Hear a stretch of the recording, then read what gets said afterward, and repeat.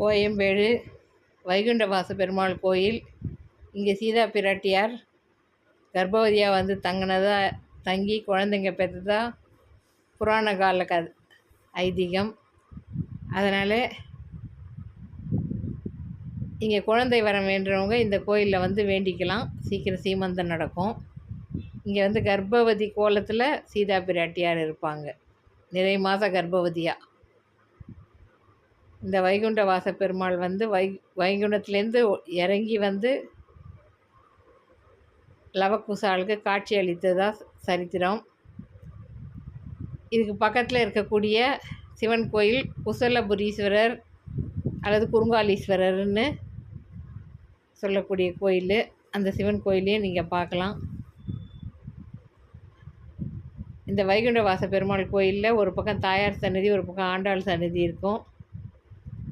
நேர் எதிரில் ஆஞ்சநேயர் தனி சந்நிதி கோவில் மாதிரி இருப்பார், சின்ன கோவிலில். இன்றைக்கி அனுமன் ஜெயந்தியை முன்னிட்டு இந்த கோயிலுக்கு நாங்கள் வந்தோம். ரொம்ப அழகாக ராஜ அலங்காரத்தில் கம்பீரமாக இருந்தார் ஆஞ்சநேயர். இந்த கோயில் கோபுரத்தில் கிருஷ்ணலீலா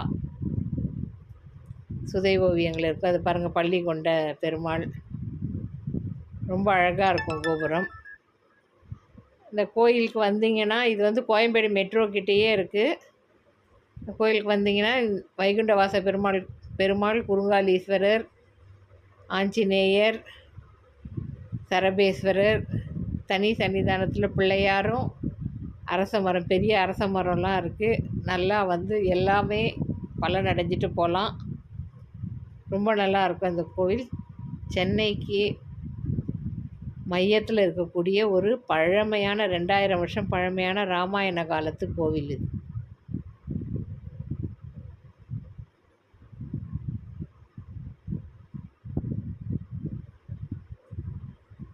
ரொம்ப அமைதியாக நல்லாயிருக்கும். ரொம்பலாம் கூட்டம் இருக்காது சில நாட்கள் தவிர. அதனால் வந்து நல்லா ஒரு மணி நேரம் 1.5 மணி நேரம் ஆகும் எல்லா கோயிலையும் சுற்றி முடிக்கிறதுக்கு.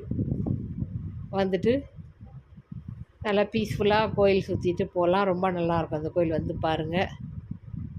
அது எதிரில் அதை பாருங்கள், இதுதான் ஆஞ்சநேயர் சந்நிதி, இது வந்து சரபேஸ்வரர் சந்நிதி. அறம் வளர்த்த நாயகி சமேத குசலபுரீஸ்வரர், வைகுண்டவாச பெருமாள். பக்கத்தில் இருக்கிறதுனால 2 பேரையும் கும்பிட்டா மாதிரி, சிவன் விஷ்ணு 2 பேரையும் கும்பிட்டா மாதிரி இருக்கும். மறக்காமல் சேனலை சப்ஸ்கிரைப் பண்ணிக்கோங்க. வணக்கம்.